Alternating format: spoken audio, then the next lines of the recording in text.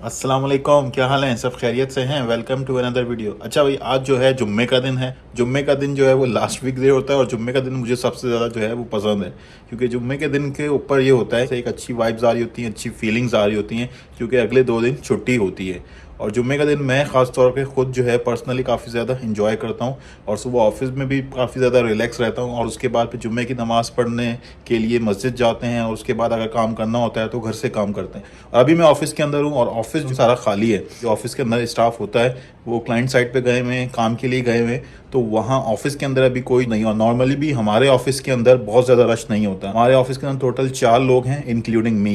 ये ऑफिस हमारा काफ़ी ज़्यादा क्वाइट ही है और क्वाइट माहौल के अंदर और पुरसुकून माहौल के अंदर काम करने का एक अलग ही मज़ा है। उसके अंदर जो प्रोडक्टिविटी निकल के सामने आती है ना, वो एक अलग किस्म की होती है। अगर आप प्रोफेशनल हैं और एक प्रोडक्टिव एनवायरनमेंट में आपको काम करना है तो ये बहुत ज़्यादा ज़रूरी है कि आपका जो इर्द गिर्द का माहौल है वो इस तरह का हो कि वो आपको सपोर्ट करे, वो पुरसुकून माहौल हो और वहाँ पे एक अच्छी वाइब्स हो आसपास, ठीक है, वर्किंग एनवायरनमेंट अच्छा हो। और टीम हेल्थ के लिए वर्किंग एनवायरनमेंट काफ़ी ज़्यादा अच्छा होना ज़रूरी है, ठीक है। और नॉर्मली हमारी कोशिश यहाँ पे इस फर्म के अंदर, यूएसए के अंदर भी यही होती है और पाकिस्तान के अंदर, हमारा पाकिस्तान का ऑफिस है, वहाँ पे भी यही कोशिश होती है कि जो टीम का माहौल है, जो टीम का एनवायरनमेंट है, वो एक थोड़ा सा फन एनवायरनमेंट हो, एक अच्छा माहौल हो और अच्छी वाइब्स हों आसपास।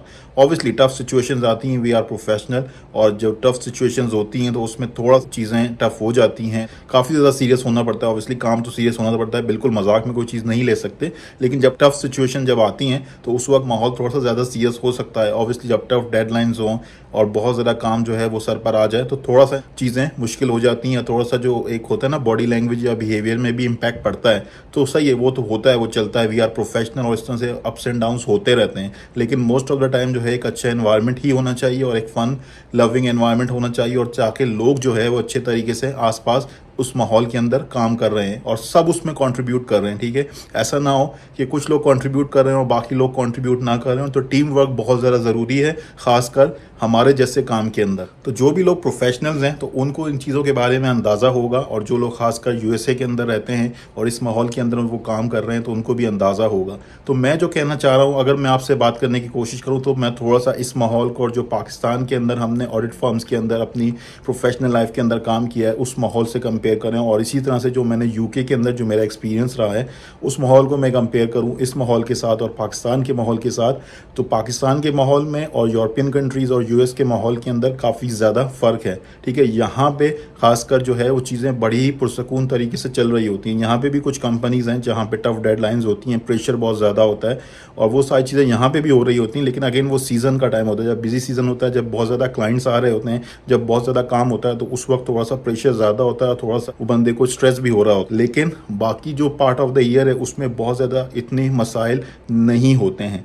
और जो ओवरऑल एनवायरनमेंट की मैं बात कर रहा हूँ, चाहे कि काम के हिसाब से चीज़ें सही हैं, प्रेशर होता है, स्ट्रेस भी आ जाता है, तो वो सारी चीज़ें सही हैं, लेकिन जो ओवरऑल एनवायरनमेंट है, जो आपका बाकी का जो एनवायरनमेंट आपको सपोर्ट कर रहा है, वो बहुत ज़्यादा इंपॉर्टेंट है, ठीक है। तो उस हिसाब से अगर मैं बात करूँ तो यहाँ के माहौल में और यूके के माहौल में, इन दोनों के माहौल तो तकरीबन मोर और लेस सेम ही हैं, जो मैंने एक्सपीरियंस किए, जो मेरा अपना पर्सनल एक्सपीरियंस रहा है, ठीक है। लोगों ने वहाँ पे भी टफ टाइम देखा है, यहाँ पे भी लोग शायद टफ टाइम देखते हैं, लेकिन जो मैं अगर एक ओवरऑल ऑब्जर्वेशन के हवाले से बात करूँ तो उस माहौल के अंदर और जो पाकिस्तान के माहौल है उसके अंदर काफ़ी ज़्यादा फ़र्क है। उसमें बहुत सारे फैक्टर्स हैं, मैं कोशिश करता हूँ कि कुछ फैक्टर्स आपको हाईलाइट करूँ ताकि आपको अंदाज़ा हो कि किस तरह से यहाँ पे लोग काम कर रहे हैं। लेकिन उससे पहले मैं आपको एक ओवरऑल ऑफिस का भी थोड़ा सा एक टूर करवा देता हूँ, यहाँ का जो एनवायरनमेंट है, जो ऑफिस का स्ट्रक्चर है, सेटअप है, वो भी थोड़ा सा दिखा दूँ ताकि उससे आपको थोड़ा सा और बेहतर आइडिया हो जाए। सो लेट मी शो यू, और फिर उसके बाद इंशाल्लाह बात करते हैं। अच्छा भाई, तो यहाँ से हमारी ऑफिस की जो है वो मेन एंट्रेंस है। अगर आप यहाँ से देखें तो मैं आपको सिर्फ ये दिखाना चाह रहा हूँ कि ऑफिस काफ़ी ज़्यादा काम है, यानी क्वाइट ऑफिस है और बहुत ही वो पुरसकून तरीके से आप काम कर सकते हो। अब यहाँ पे एक तरह से फ्रंट डेस्क का सेटअप है, लेकिन यहाँ पे कोई है नहीं, तो यहाँ पे एक बंदा बैठ सकता है, ठीक है, एक स्टाफ यहाँ बैठ सकता है। ये प्रिंटिंग का एरिया है, लेकिन यहाँ पे भी अगर कोई ज़रूरत हो तो इसको भी अरेंज किया जा सकता है। तो एक ऑफिस ये है और दिस इज़ माई ऑफिस। ये दूसरा ऑफिस है, यानी एक और रूम है, और ये यहाँ से विंडो से बाहर का व्यू नज़र आता है, पीछे रोड का।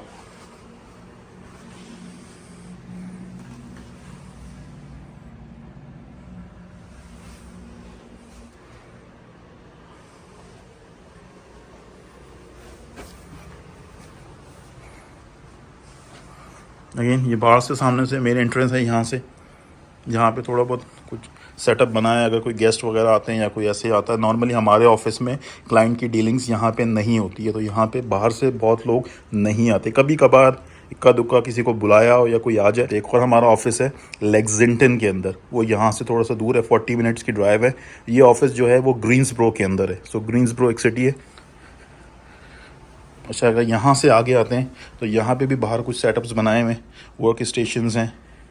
तो यहाँ एक बंदा बैठता है, जो मैं बता रहा था, टोटल जो 3 स्टाफ हैं उसमें से एक जो मैंने रूम दिखाया वहाँ है, बराबर में मेरा रूम है, यहाँ पे एक स्टाफ बैठता है, और ये वाला जो एरिया है वो खाली है। कभी कभार कोई इंटर्न अगर आ जाता है तो यहाँ पे वो बैठ जाता है, बाकी ये खाली ही है एरिया।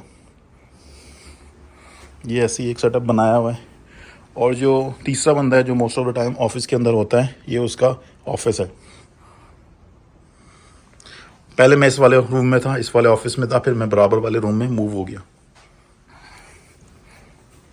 ये हमारा छोटा सा किचन का एरिया है, and this is our conference room. कोई टीम मीटिंग्स हो या कोई डिस्कशन हो या कोई ट्रेनिंग वगैरह या कॉन्फ्रेंस वगैरह के लिए एरिया यूज़ किया जाता है। तो हम लोग भी इसी तरह से इसको यूटिलाइज़ कर रहे होते हैं। ठीक है, अगर हमने ऑनलाइन कॉन्फ्रेंस अटेंड करनी है या ट्रेनिंग अटेंड करनी है, कॉन्फ्रेंस ना तो ठीक है, तो वो इस तरह से कर रहे होते हैं। ठीक है भाई, तो ये आपने चेक किया कितना ज़बरदस्त किस्म का, क्वाइट किस्म का माहौल है। हल्ला गुल्ला नहीं है, कोई भागम दौड़ नहीं है, कोई बहुत ज़्यादा लोग नहीं है। ऑफिस में जो बातचीत चल रही होती है, हर तरफ शोर होता है या हल्ला गुल्ला होता है किसी ऑफिस के अंदर, तो उस तरह का कोई सीन नहीं है।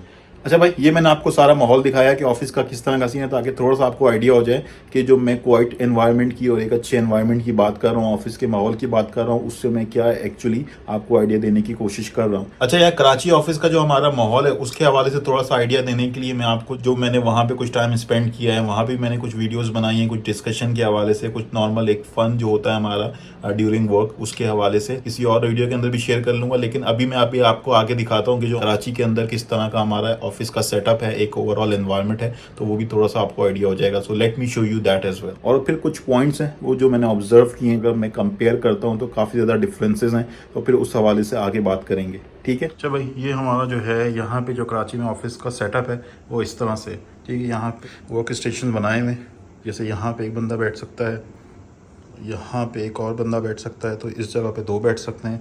इस तरह का एक सेटअप बना हुआ है। और यहाँ पे भी 2 बंदे बैठ सकते हैं। ये थोड़ी सी बड़ी जगह है क्योंकि यहाँ पे साइडों में और भी कुछ चीज़ें हैं।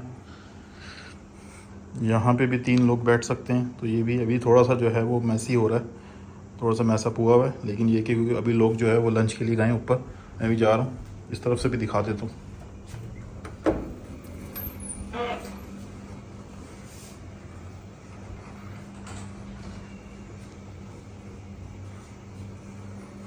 ये माहौल है।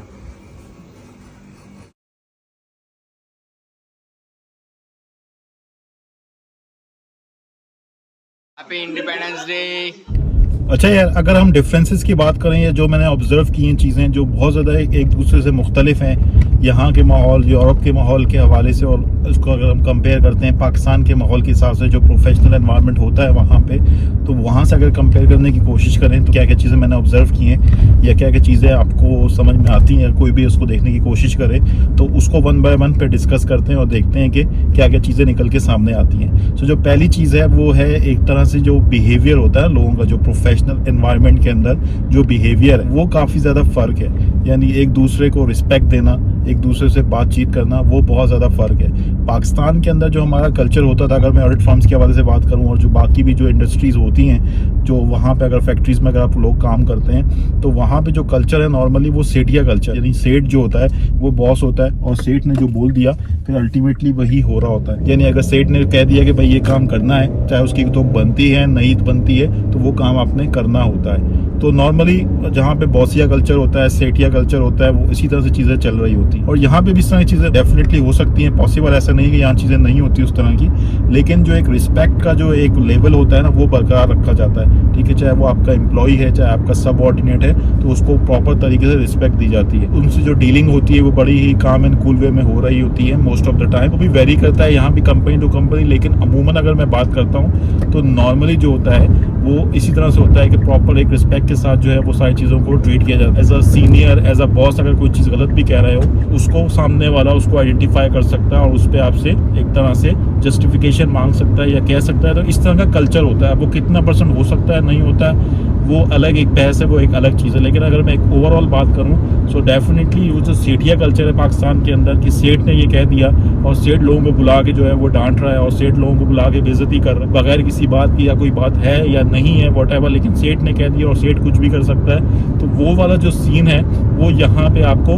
नहीं देखने को मिलेगा या बहुत ही कम देखने को मिलेगा बेस्ड ऑन माय एक्सपीरियंस। अच्छा, इसके अलावा जो बहुत बड़ा एक फ़र्क है जो बहुत ज़्यादा मैंने वाज़ेह नोट किया, वो है लोगों को सॉरी बोलने का और थैंक यू बोलने का। जो एक सीन था ना, वो मैंने फर्स्ट टाइम जो है जब मैं यूके गया और वहाँ जाके मैंने काम किया प्रोफेशनल एनवायरनमेंट के अंदर, तो वहाँ जो ये सॉरी और थैंक यू था ना, इतना ज़्यादा इस्तेमाल होता था या इतना बहुत ज़्यादा बोला जाता था। और यहाँ पे भी यही सीन है तकरीबन मोर और लेस, जो यूके के अंदर जो सीन था वही एनवायरनमेंट यहाँ पे भी है तकरीबन नॉर्थ कैरोलिना के अंदर भी, कि ये जो सॉरी और थैंक यू वाला कल्चर है और लोगों को जो है वो आगे बढ़ के, चाहे वो छोटा बंदा है चाहे वो बड़ा बंदा है, चाहे उसके पास कुर्सी है या नहीं है, उसको रिस्पेक्ट देना, ये यहाँ पे काफ़ी ज़्यादा कॉमन है। खासकर अगर मैं आपको एग्जांपल दूं, जेनिटोरियल जो स्टाफ होता है, ठीक है, जो बाथरूम वगैरह की सफाई करते हैं, जो हाउसकीपिंग वाला स्टाफ होता है, तो वहाँ पे भी देखा कि वो भी जो है लोग सॉरी और थैंक यू बोल रहे होते हैं। अगर उन्होंने कोई छोटा सा भी काम किया तो थैंक यू उसको बोल दिया जाता है। इसी तरह से अगर कोई बंदा आ रहा है, आप कहीं पे एंटर हो रहे हो, किसी बिल्डिंग में एंटर हो रहे हो, किसी रूम में एंटर हो रहे हो, कहीं जा रहे हो, किसी ऑफिस जा रहे हो और कोई और बंदा पीछे आ रहा है, तो जो बंदा पहले पहुंच गया, उसने आपको देख लिया है आते हुए या कोई किसी को आते हुए देख लिया है, तो वो उसके लिए दरवाज़ा खोल के खड़ा हो जाएगा। या फिर इसी तरह से अगर आप बहुत सारे ग्रुप में साथ जा रहे हो, तो जो पहले बंदा जाता है वो दरवाज़ा खोल के खड़ा हो जाता है ताकि दूसरे लोग जो है वो निकल जाएं और सबको बार बार दरवाज़ा ना खोलना पड़े। एक बहुत अच्छा गेस्चर है, को एक आइडिया देता है कि सोसाइटी के अंदर किस तरह के लोग, किस माइंडसेट के लोग हैं, किस तरह से उनके लिए क्या चीज़ें वैल्यू करती हैं, उनकी सोसाइटी के अंदर क्या वैल्यू है। तो ये सॉरी बोलने का कल्चर, थैंक यू बोलने का कल्चर बहुत ज़्यादा है यहाँ पे यूएस में और इसी तरह से यूरोपियन सोसाइटीज़ के अंदर। और हमारी सोसाइटी की अगर आप बात करो, पाकिस्तान की बात करो, तो वहाँ पे ये आपको तकरीबन ना ही देखने को मिलता है। मतलब अगर कोई सीनियर है ना, तो उसके अलग ही भरम होंगे, उसकी एक अलग ही लेवल की जो है ना वो चीज़ें होंगी। प्यून चाय भी सर्व कर रहा होगा, प्यून ने कोई गलती कर दी है तो उसका आप समझ लो क्या हाल होने वाला है। तो वो वाली सारी चीज़ें जो है एक अजीब सा माहौल क्रिएट करती हैं। यूके जाने से पहले मैं भी उसी माहौल का हिला हुआ था, वही चीज़ें हमने देखी थी कि as a senior, as a boss, full जो है वो कुर्सी के भरम होते, किसी को बुला के वो आपने डांट दिया, आपको कोई चीज़ पसंद नहीं आई। इसी तरह से अगर और बात करें प्रोफेशनल एनवायरनमेंट के हवाले से ही, तो जो फ्लेक्सिबिलिटी यहाँ दी जाती है वो आई डोंट थिंक सो कि उस तरह की फ्लेक्सिबिलिटी आपको पाकिस्तान में कभी मिल सकती है या मिलती है। आजकल का मुझे नहीं पता, क्योंकि ऑब्वियसली पोस्ट कोविड पेंडेमिक के बाद चीज़ें बहुत ज़्यादा चेंज हो गई हैं, तो पॉसिबल है कि वो फ्लेक्सिबिलिटी का जो एलिमेंट है वो अब शायद बढ़ गया हो। लेकिन यहाँ पे जो फ्लेक्सिबिलिटी मिलती है कि अगर आपको कोई मसला है किसी पर्टिकुलर दिन के अंदर या किसी पर्टिकुलर टाइम के दौरान, तो आप उस दौरान अपना वो काम पूरा कर लो या अपनी जो कमिटमेंट है उसको पूरा कर लो, और उसके बाद जो आपका टाइम बाकी बच जाता है, अपने घंटे बच जाते बाद में पूरा कर लो, या अपने हिसाब से थोड़ा बहुत कुछ और अरेंजमेंट कर लो। तो वो जो फ्लेक्सिबिलिटी है वो यहाँ पे काफ़ी ज़्यादा देखने को मिलती है।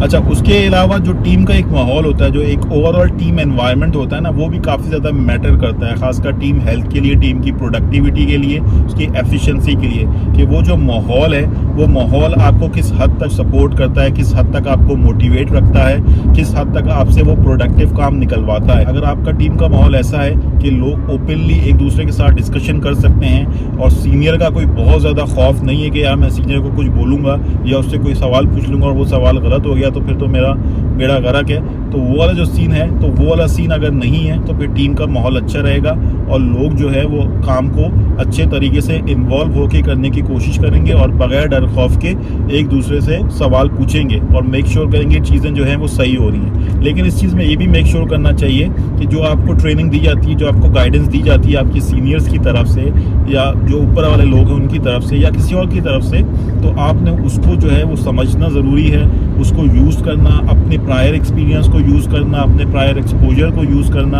अपने स्किल्स को, अपने जो थिंकिंग है उसको यूज़ करना, दिमाग को इस्तेमाल करना, ये भी काफ़ी ज़्यादा ज़रूरी है। ठीक है, अगर आप हाथ पैर रख के बैठे रहोगे और हाथ उठा लोगे, अगर आपको कोई काम दिया जाता है और ये एक्सपेक्ट करोगे यार मैं सीनियर से ही हेल्प लूँगा और जब तक मुझे सीनियर पूरा प्रॉपर तरीके से बताएगा नहीं तो मैं नहीं कर सकता या नहीं कर पाऊँगा या नहीं करूँगा, तो ये जो अप्रोच है ये अप्रोच गलत है। इस अप्रोच को नहीं होना चाहिए। इंसान को प्रोएक्टिव होना चाहिए, प्रॉब्लम सॉल्विंग स्किल्स उसके अंदर किसी हद तक होने चाहिए, क्रिटिकल थिंकिंग वाली चीज़ उसके अंदर होनी चाहिए। तो ये चीज़ें काफ़ी ज़्यादा ज़रूरी हैं। अच्छा यार, एक बातें थी जो मेरे जहन में अभी थी तो मैंने शेयर कर लिया। इसके अलावा शायद कुछ और चीज़ें भी हैं और हो सकती हैं, और जो ऑब्जर्वेशन है उसमें बहुत ज़्यादा बात हो सकती है, लंबी बात भी हो सकती है, लेकिन क्योंकि वीडियो लंबी हो जाती है तो फिर कभी मौका मिला या कभी ज़रूर समझा तो इंशाल्लाह फिर उसके हवाले से भी बात हो जाएगी। But let's see.